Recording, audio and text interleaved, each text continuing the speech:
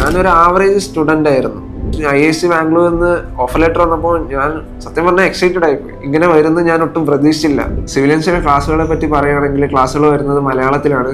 അതുകൊണ്ട് തന്നെ മനസ്സിലാക്കാൻ വളരെയധികം എളുപ്പമായിരുന്നു. ആ റിവിഷൻ ക്ലാസ്സിൽ നിതിൻ സാറ് ട്രാൻസ്പോർട്ടേഷനിൽ ഒരു വളരെ വാല്യൂബിൾ ആയിട്ടുള്ള ഒരു പോയിന്റ് നമുക്ക് പറഞ്ഞു തന്നിട്ടുണ്ടായിരുന്നു. ആ പോയിന്റ് അതേപടി എക്സാമിന് ചോദിക്കുകയും ചെയ്തു. പണ്ടൊക്കെ ഗേറ്റ് എന്ന് കേൾക്കുമ്പോൾ എല്ലാവരും ഫസ്റ്റ് പ്രിഫറൻസ് ഹൈദരാബാദ് ആയിരുന്നു. പക്ഷേ ഇപ്പൊ അങ്ങനെയല്ല. എന്റെ ക്ലാസ്സിൽ പഠിക്കുന്ന തന്നെ മെജോറിറ്റി ആൾക്കാർ ഗേറ്റ് ക്വാളിഫൈ ആയിട്ടുണ്ട്. നിങ്ങളെ ബിടെക് അക്കാഡമിക്കും ഈ ഗേറ്റ് ക്വാളിഫൈ ആവും തമ്മിൽ ഒരു ബന്ധമില്ല. ഹായ്, എൻ്റെ പേര് മുഹമ്മദ് യാസിൻ. ഞാൻ സിവിലിയൻസ് ഗേറ്റ് ഡയറക്ട് ബാച്ച് തിരുവനന്തപുരത്ത് സ്റ്റുഡൻ്റ് ആണ്. ഞാൻ 2024 സിവിൽ എഞ്ചിനീയറിംഗ് പാസ് ഔട്ടാണ്. ഞാൻ പഠിച്ചത് government engineering college Barton Hill തിരുവനന്തപുരത്താണ്. ഞാൻ 4th ഇയർ പഠിക്കുമ്പോഴാണ് സിവിലിയൻസിനെ പറ്റി കേൾക്കുന്നത്. അങ്ങനെ എൻ്റെ മൈൻഡിൽ AE എന്നൊരു ചിന്തയായിരുന്നു. അങ്ങനെയാണ് 4th ഇയർ പാസ് ഔട്ടായിട്ട് ഞാൻ സിവിലിയൻസിലേക്ക് വരുന്നത്. അപ്പോൾ ഇവിടുത്തെ ദൃശ്യ മിസ് എന്നോട് പറഞ്ഞു, ഗേറ്റ് പ്ലസ് AE അവരുടെ ഒരു സ്പെഷ്യലൈസ്ഡ് കോഴ്സ് ഉണ്ട്, അത് പഠിച്ചാൽ ഗേറ്റിന് നന്നായിരിക്കും എന്ന് പറഞ്ഞു. അങ്ങനെയാണ് ഞാൻ ഗേറ്റിലേക്ക് എത്തിപ്പെടുന്നത്. ബിടെക് കഴിഞ്ഞ് സിവിലിയൻസിലേക്ക് വന്നപ്പോൾ എനിക്ക് കൺസെപ്റ്റുവലായിട്ട് വലിയ നോളജ് ഒന്നും ഉണ്ടായിരുന്നില്ല. ആദ്യത്തെ ഒരാഴ്ച ഞാൻ വളരെയധികം കഷ്ടപ്പെട്ടു ക്ലാസ്സിൻ്റെ ഒരു പേസുമായിട്ട് മാച്ച് ആവാൻ. പിന്നെ മെന്റർഷിപ്പ് സെഷനും വർക്കൗട്ട് സെഷനും ഉണ്ടായിരുന്നപ്പോൾ ആ ഒരു ഫ്ലോ ആയിട്ട് മാച്ച് ആവാൻ പറ്റി. സിവിലിയൻസിലെ ക്ലാസ്സുകളെ പറ്റി പറയുകയാണെങ്കിൽ ഓരോ സബ്ജക്റ്റും ഹാൻഡിൽ ചെയ്യുന്നത് ആ സബ്ജക്റ്റിൽ എക്സ്പീരിയൻസ്ഡ് ആയിട്ടുള്ള ഫാക്കൽറ്റീസ് ആണ്. നമുക്ക് ആദ്യം വന്നത് ഗോകുൽ സാറാണ് എൻവിറോൺമെന്റിൽ പഠിപ്പിക്കാൻ. സാറ് വളരെയധികം എനർജറ്റിക്കും നമുക്കുണ്ടാകുന്ന ഓരോ ഡൗട്ടും വളരെയധികം സമയമെടുത്ത് നമുക്ക് മനസ്സിലാക്കി തരുമായിരുന്നു. പിന്നെ ട്രാൻസ്പോർട്ടേഷൻ നിതിൻ സാറാണ് നമ്മളെ പഠിപ്പിച്ചത്. വളരെയധികം യൂസ്ഫുൾ ആയിരുന്നു സാറിൻ്റെ റിവിഷൻ ക്ലാസ്. ബിടെക് കഴിഞ്ഞ് സിവിലിയൻസിലേക്ക് വന്നപ്പോൾ എനിക്ക് GTയിലൊക്കെ കൺസെപ്റ്റ് ഫ്രം സീറോ എനിക്ക് പഠിക്കണം എന്ന് ആഗ്രഹം ഉണ്ടായിരുന്നു.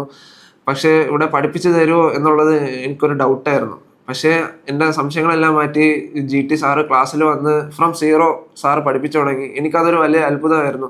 കാരണം പല സ്ഥലങ്ങളിലും ഫ്രം സീറോ പഠിപ്പിക്കാറില്ല. നമുക്ക് ഓൾറെഡി ബിടെക്കിൽ പഠിക്കാൻ കിട്ടിയ ഒരു ലെവലുണ്ടല്ലോ, ആ ലെവലിൽ നിന്ന് ബാക്കിയായിരിക്കും പല ഇൻസ്റ്റിറ്റ്യൂട്ടിലും പഠിപ്പിക്കുക. പക്ഷേ ഇവിടെ നമുക്ക് സീറോ എന്ന് പഠിപ്പിച്ചു തന്നിട്ടുണ്ടായിരുന്നു. സിവിലിയൻസിന്റെ ക്ലാസ്സുകളെ പറ്റി പറയുകയാണെങ്കിൽ ക്ലാസ്സുകൾ വരുന്നത് മലയാളത്തിലാണ്. അതുകൊണ്ട് തന്നെ മനസ്സിലാക്കാൻ വളരെയധികം എളുപ്പമായിരുന്നു. പിന്നെ ക്ലാസ്സിൽ ശ്രദ്ധിച്ചിരിക്കുമ്പോൾ തന്നെ ഏകദേശം ഒരു 20% നമുക്ക് മനസ്സിലാവും. അത് കഴിഞ്ഞ് വീട്ടിൽ ചെന്ന് നോട്ട് വായിക്കുമ്പോഴും കൂടുതൽ ക്വസ്റ്റ്യൻസ് ചെയ്യുമ്പോഴും നമുക്കൊരു 80% മനസ്സിലാവും.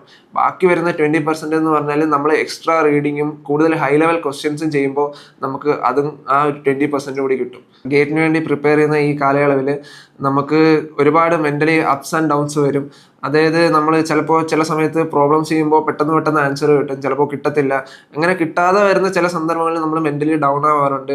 അതിന് എന്നെ വളരെയധികം ഹെൽപ്പ് ചെയ്തത് സിവിലിയൻസിലെ സ്പെഷ്യലൈസ്ഡ് മെന്റർഷിപ്പ് സെഷൻസ് ആണ്. എൻ്റെ മെന്റർ ആയിരുന്നത് ഗോകുൽ സാറാണ്. ഗോകുൽ സാറ് ഒരുപാട് ഷോർട്ട് കട്ട്സ് പറഞ്ഞു തരും. എൻ്റെ പ്രോബ്ലംസ് ഞാൻ സാറിനോട് പേഴ്സണലായിട്ട് പറയുമ്പോൾ സാർ എനിക്ക് വാട്സാപ്പിലായിട്ടും അല്ലാണ്ട് നേരിട്ടും എനിക്ക് ഒരുപാട് സൊല്യൂഷൻസ് പറഞ്ഞു തരുമായിരുന്നു.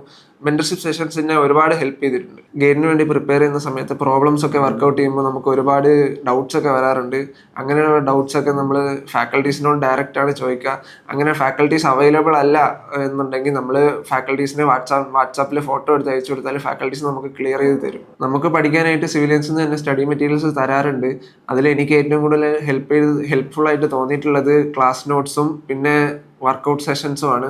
വർക്കൗട്ട് സെഷൻസിലെ ഹൈ ലെവൽ ക്വസ്റ്റ്യൻസ് ഒരുപാട് ഹെൽപ്പ് ചെയ്തിട്ടുണ്ട്.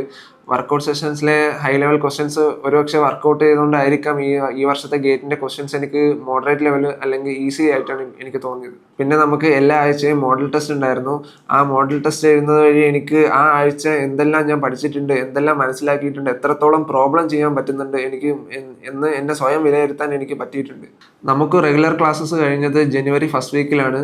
പിന്നെ അത് കഴിഞ്ഞ് എക്സാം വരെയുള്ള ഒരു മാസം നമുക്ക് ഫുള്ള് റിവിഷൻ ക്ലാസ് ആയിരുന്നു. ആ റിവിഷൻ ക്ലാസ് എനിക്ക് വളരെയധികം യൂസ്ഫുൾ ആയിരുന്നു. ആ റിവിഷൻ ക്ലാസ്സിൽ നിതിൻ സാറ് ട്രാൻസ്പോർട്ടേഷനിൽ ഒരു വളരെ വാല്യൂബിൾ ആയിട്ടുള്ള ഒരു പോയിന്റ് നമുക്ക് പറഞ്ഞു തന്നിട്ടുണ്ടായിരുന്നു. ആ പോയിന്റ് അതേപടി എക്സാമിന് ചോദിക്കുകയും ചെയ്തു. അത് ഞാൻ വളരെയധികം യൂസ്ഫുൾ ആയിട്ട് കണ്ടത് റിവിഷൻ ക്ലാസ് ആണ്.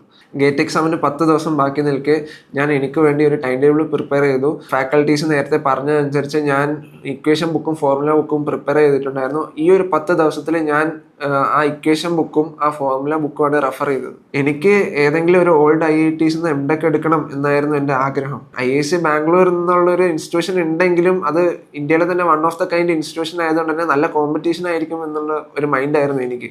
പക്ഷേ IISc ബാംഗ്ലൂരിൽ നിന്ന് ഓഫർ ലെറ്റർ വന്നപ്പോൾ ഞാൻ സത്യം പറഞ്ഞാൽ എക്സൈറ്റഡ് ആയിപ്പോയി. ഇങ്ങനെ വരുന്നത് ഞാൻ ഒട്ടും പ്രതീക്ഷിച്ചില്ല. ബിടെക് ലൈഫിനെ പറ്റി പറയുകയാണെങ്കിൽ ഞാൻ അക്കാഡമിക്കലി ഭയങ്കര സൗണ്ട് ഒന്നും ഇല്ലായിരുന്നു. ഞാനൊരു ആവറേജ് സ്റ്റുഡൻ്റ് ആയിരുന്നു. പിന്നെ കോളേജ് ഞാൻ പഠിച്ചത് ഒരു ഗവൺമെന്റ് കോളേജ് ആയതുകൊണ്ട് തന്നെ ഒരുപാട് പരിപാടികളും കളിക്കാൻ ഒരുപാട് സ്ഥലങ്ങളും ഒക്കെ ഉണ്ടായിരുന്നു. ഞാൻ ഒരു കോളേജ് ലൈഫ് എൻജോയ് ചെയ്ത് തന്നെയാണ് പഠിച്ചത്. പിന്നെ എക്സാം ഒക്കെ വരുമെങ്കിലും എക്സാമിന് KTU 3 ദിവസത്തെ അവധി തരും. ആ ഒരു 3 ദിവസം കൊണ്ട് ഒരു ദിവസം ഒരു മോഡ്യൂൾ വെച്ചിട്ട് പഠിച്ച് 3 മോഡ്യൂൾ ജയിക്കാനുള്ളത് കിട്ടും. അങ്ങനെയാണ് ഞാൻ കോളേജിൽ പഠിച്ചത്.